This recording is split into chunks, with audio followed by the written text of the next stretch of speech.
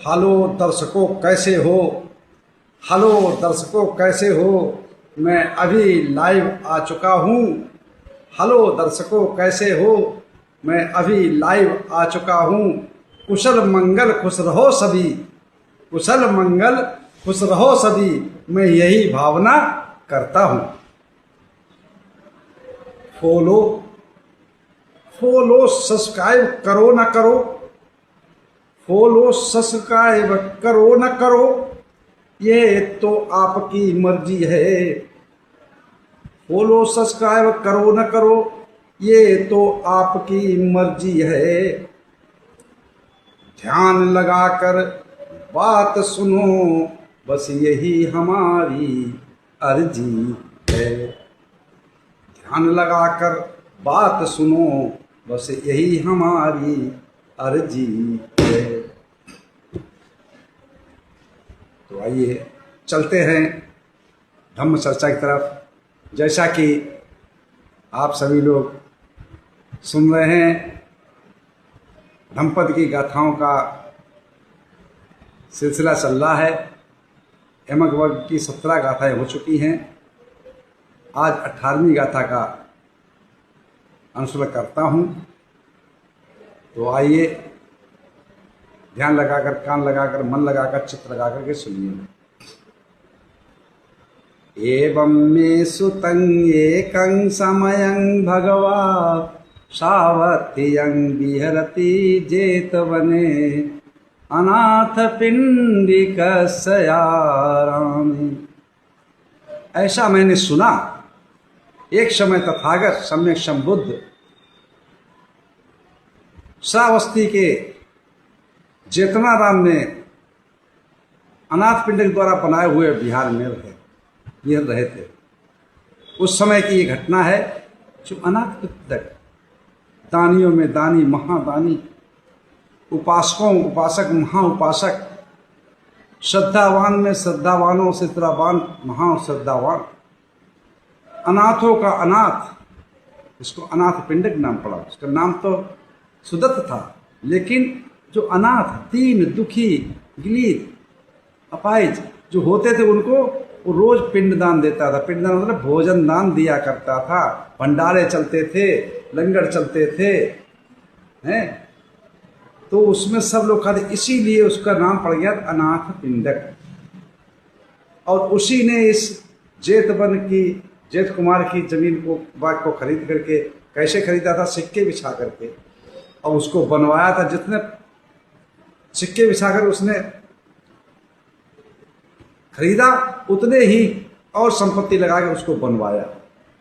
तो उसकी एक पुत्री थी जिसका नाम था सुमना। सुमना बहुत सुंदर थी, बहुत मलूक, बहुत अनुहार, और जितने उसकी सुंदरता थी उतने ही उसके आचरण सुंदर थे। वो भी बचपन से ही अनाथ पिंड के साथ जाया करती थी जेतवनाराम में, और भगवान बुद्ध के प्रवचनों को, अमृत वचनों को सुनकर के लवलीन रहती थी। उनका अनुसरण करती थी, उन पर चलती थी। भगवान बुद्ध के वचनों को जो सुनती थी, उनका आचरण करती थी, उन पर चलती थी, उनको मानती थी, उनको अपने दैनिक कार्य में लाती थी। बहुत ही सुंदर विचार थे। वो पहला सोपान होता है सोतापन्न, दूसरा होता है सकृदागामी, तीसरा होता है अनागामी, चौथा होता है अहतगामी। तो उसने पहला सोपान पार करके और दूसरा सोपान भी पार कर लिया। समय गुजरता गया, समय के अनुसार कुछ समय बाद ऐसा आया कि बहुत ज्ञानवान हो गई, समझदार हो गई।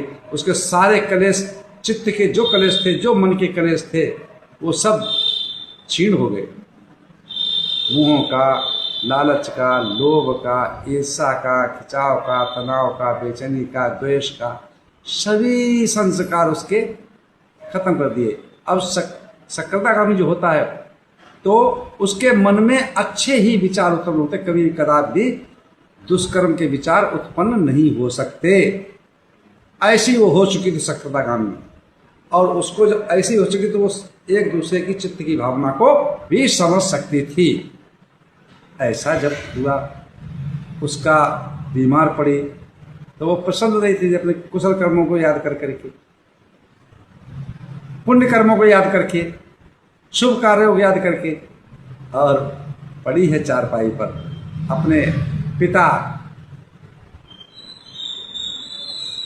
को, जो पिता थे अनाथ पिंडक, उनको बुलाती है कि हे भैया जरा यहाँ आओ। अनाथ पिंडक जैसे सुनते हैं तो पहले स्तब्ध रह जाते हैं, चौंक पड़ते हैं, ये क्या मुझे भैया करी, मैं इसका पापा हूँ, मैं पिता हूँ, मैं बाप हूँ। लेकिन फिर जाते हैं और जा करके जैसे उसके पास बैठते हैं तो वो धर्म उपदेश करती है, धर्म की बातों को बताती है, 4 आर सत्य आर अष्टांगिक मार्ग, शील समाधि प्रज्ञा, अनित्य भावना, श्रुति समुत्पाद का ज्ञान बता करके, और उसका अंत हो जाता है, शरीर त्याग देती है। ये बात जो है इस अनाथ पिंडक को बड़ा ही अपने शरीर में कचोटती रही, मन में चुड़बुड़ी बढ़ती रही कि उसने मुझको भाई कहा, मैं इसका बाप हूँ, मैं इसका पिता हूँ, और उसने मुझे भाई कह के बुलाया और फिर मुझे समझाया। ये बात कचोटते सारा संस्कार निपटने के बाद में तथागत समय बुद्धि के पास चैतन्य ठहरे हुए थे, वहां पर जाता है, और जब धर्म देशना चलती है तो भगवान बुद्धि की धर्म देशना सुनने के लिए तो चोर भी आते, अचोर भी आते, धनी भी आते, निर्धन भी आते, लोभी भी आते, अलोभी भी आते, उपकारी भी आते, परोपकारी भी आते, स्वार्थी भी आते, अस्वार्थी भी आते, सभी भगवान बुद्धि की कथा को सुनने आते थे, प्रोफेसर सुनने आते थे, उपदेश सुनने आते थे। तो वहां जब समय प्रवचन चल रहा था, उस समय जाकर के चुप से प्रणाम करने के पश्चात, वंदना करने के पश्चात बैठ जाता है। जब प्रवचन समाप्त हो जाते हैं, उपदेश समाप्त हो जाते हैं, धम्म देशना समाप्त हो जाती है, तो तथागत से विनती करके हाथ जोड़ के प्रार्थना करता है, हे सम्यक शंभु, हे तथागत, हे शास्ता, पंडित जी मुझे ये बताएं क्या बात हो गई।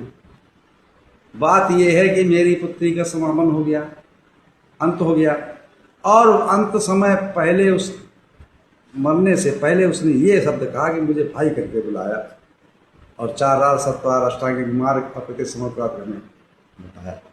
तो तथागत ने उसी समय के भिक्षुसंघ को भी बैठा हुआ था, सबको उपस्थिति में सबको उपदेश दिया और कहा कि देखिए अनाथ पिंडक, आप अभी श्रोतापन है, और उसने श्रोतापन प्राप्त करके और श्रोतापन फल को प्राप्त कर लिया, शक्रदागामी को प्राप्त करके शक्रदागामी फल को प्राप्त करके तब वो अंतिम समय पहुंची है, तब उसका अंत हुआ। तो उसे अवगत था कि तुम भी उस स्रोत में पढ़ सकते हो, जिस लाइन में मैं चल रहा हूँ, जिस मार्ग में मैं चल रहा हूँ, जिस रास्ते में मैं चल रहा हूँ, जिस पथ पर मैं चल रहा हूँ, उसी पथ पर आप भी चल रहे हैं। तो हम क्या हुए, भाई भाई। इसलिए उसने भाई कहा, और अनाथ पिंडक का उस मरते समय बड़ा खुश थी, प्रसन्न थी, मुदित थी। तो उनका यही तो बात है।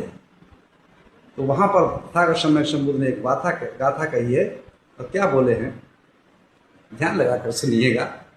बोले हैं कि यदि तपति पेच तपति, यदि तपति पेच, यदि नंदति, सॉरी यदि नंद, ये तो गाथा पहले हो चुकी, सप्तमी गाथा थी, मेरे याद होने से देर चली जाती है। तो ये 18वीं गाथा है कि यदि नंदति पेच नंदति, कत पुण्यो व्यथ नंदति, यदि नंदति पेच नंदति, कत पुण्यो व्यथ नंदति, पुण्यं मे कतंति नंदति, धियो नंदति सुगतिंगतो। यदि नंदति पेच नंदति, कत पुण्यो व्यथ नंदति, पुण्यं में कतंति नंदत, धियो नंदत सुगतिंगतो। पुण्य कर्म करने वाला धर्म मार्ग पर चलने वाला, शुभ कार्य करने वाला, परोपकार करने वाला, चार आश्रम का पालन करने वाला, ध्यान से देखने वाला और अष्टांगिक मार्ग पर चलने वाला, समझने वाला ये संसार ये सब क्षणभंगुर है, शीलों का पालन करने वाला, तो वो इस आप कह रहे प्रसन्न थी, बुद्ध थी, खुश थी, आनंद मना रही थी। तो इसीलिए आनंद मना रही थी कि मैं आनंद इसलिए मना रही हूँ कि मेरा सोपान पूरा हुआ, 2 सोपान बचे, मैं अब दोबारा एक जन्म लेने के बाद दोबारा जन्म नहीं लूँगी, इसके बाद एक जन्म मेरा और होगा और काम वासना से बिल्कुल क्षीण हो चुकी हूँ। इसलिए वो प्रसन्न थी, खुश थी और अपने पुण्य कार्यों को याद करके कि मैंने ऐसे खुशहाल परिवार में जन्म लिया जहाँ हमारा परिवार भी धार्मिक था, संतुष्ट था और धम्म सुनने को मिला। तो इसलिए वो नंद, तो जो पुण्य कार्य करता है, जो शुभ कार्य करता है, जो परोपकार करता है, जो धर्म मार्ग पर चलता है, जो सोतापन्न है, जो सकृतागामी है, वो यहाँ भी आनंदित होता है। आदि मध्य अंत, शुरू में जब कोई पुण्य कार्य करता है तब भी आनंदित होता है और मध्य काल जो उसकी प्रशंसा कोई करता है तब भी आनंदित होता है और अंत समय में जब उसका आता है तो उस समय भी अपने पुण्य कार्यों को सोच करके मन में विचार करके बहुत ही आनंदित होता है।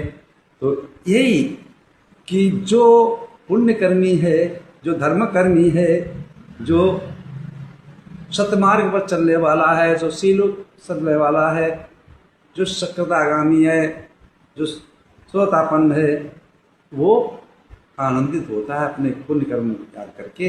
वो इस लोक में भी आनंदित होता है और परलोक में भी आनंदित होता है। अब परलोक मैंने क्या कहा, आदि मध्य और अंत है ना, जिसमें किया वो और किसी की प्रशंसा की वो और अंत समय में उन कर्मों को याद करके, उन पुण्य कर्मों को याद करके आनंदित होता है। तो इस लोक में भी आनंद, परलोक में भी आनंदित होता है। इसी के साथ मैं अपनी वाणी प्राप्त करता हूँ। आप सब लोगों का मंगल हो, आप सब लोग कुशल मंगल से रहें, प्रसन्न चित्त रहें, खुश रहें, आनंदित रहें, यही मेरी भावना है। सबका मंगल, सबका मंगल, सबका मंगल हो।